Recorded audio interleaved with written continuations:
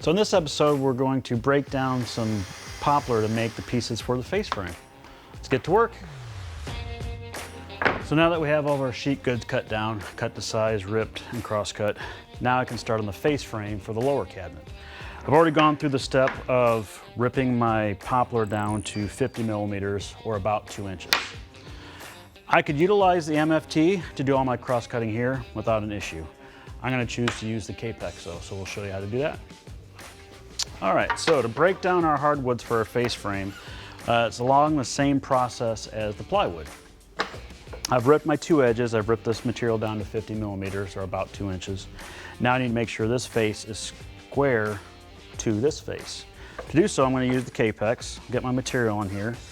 I'm going to turn my laser on, and that laser tells me exactly where that blade's going to cut. I've got a line on either side of the blade, so I can line that up, get that set, and then use the clamp here on the other side that comes with the KAPEX. So I press it down, lock it into place, it's easy. Then I'm ready to cut. Cutting is as simple as pulling this trigger up, that allows me to bring the head down, and this is your power.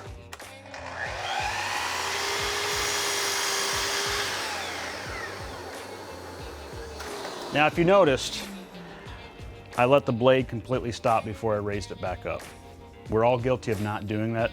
Try and do that. I don't care if it's a Festool or another brand saw. It helps from keep that material from kicking out the back. So next thing I want to do is go to my cut list, which I've got listed in metric and imperial. Find the number that I need, which is 7/68 or 30 1/4. 30 1/4, I've got an imperial scale on here. You can also get the extensions in metric as well. So I can find 30 1/4 with my flag stop, lock that down. I know that's going to cut exactly 30 1/4 inches because I've calibrated these extensions. Calibrating the extensions is very, very easy. If you go onto our YouTube channel, you can find out more information about that. So once I have that on, I can slide that over. Now, there's something I want to show you. If you can see right here, when I put the poplar up against the fence of the KAPEX, there's now a gap from the fence on the extension to the poplar. That's on purpose. I don't want that perfectly flush with this. It's because my poplar may not be perfectly straight. It may have a bow to it. I always leave a gap in there. Some people do, some people don't. I've found that if there is a bow, it could bind up on the blade and cause kickback. Next thing I want to do is move my clamp to the other side of the KAPEX. Because I want the clamp on the same side as my flag stop. Once I have that all lined up, I'm ready to make a cut.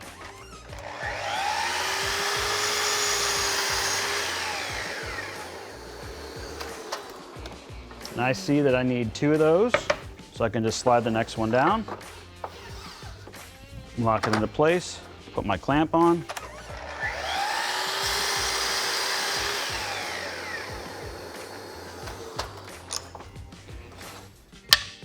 So there's my 2 of my pieces, and then I've got 2 more of these to cut. I'm going to keep this scrap. I'll show you why later.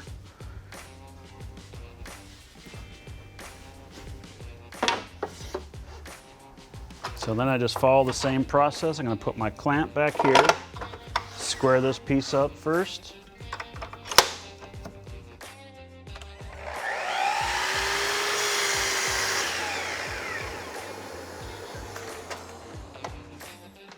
Slide it down to my flag stop. Move my clamp to the other side.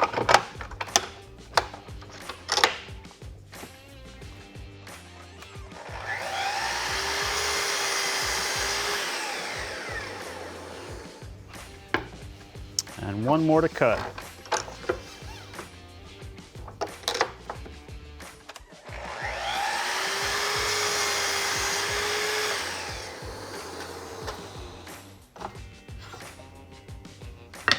So those are the bigger parts for my cabinet. So now I need to cut 2 at 12 3/16.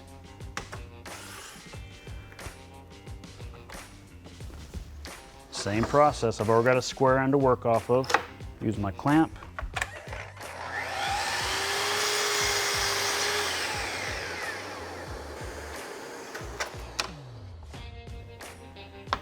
So earlier we had a scrap piece that I said we're going to come back to. What this is going to be is the distance between my top rail and the bottom rail for my drawers are gonna go.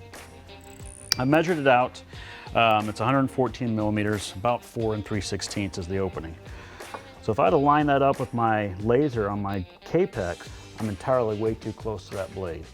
We've all done it before. We've tried to get that 16th or 32nd of an inch taken off of that small piece that we only have one left to do, but it's just not safe. So I'm gonna show you a safe way to do it with the KAPEX. So I've got 2 scraps of wood. The one on the bottom has to be the same thickness as the piece that I'm cutting. I'll take the other one and just form a bridge between the two, assuring that my line's lined up with my laser. Clamp that down. Now that's in there nice and secure, and I can make my cut.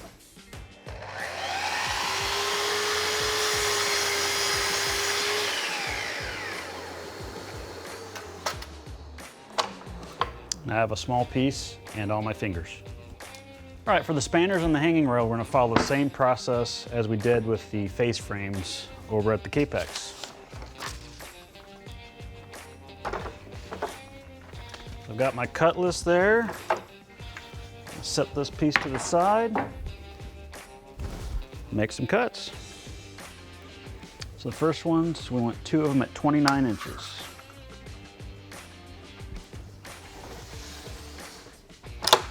Square up the piece first.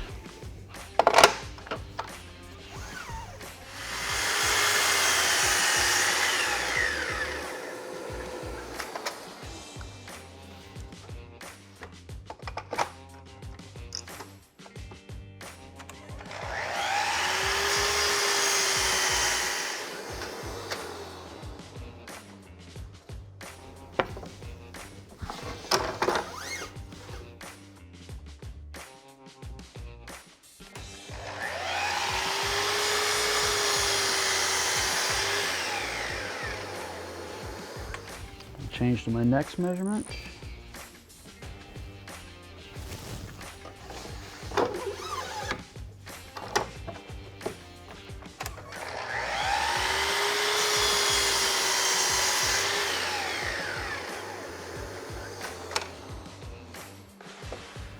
All right, so we have all our parts and pieces cut. Only thing we have left is the back panel to cut. We'll wait to cut that after we dry fit everything to make sure the measurements are correct. Now what we want to do is put the dado in our side and upper panels for the back panels. If you'd like to continue watching this cabinet build, click here or watch this video. And don't forget to subscribe.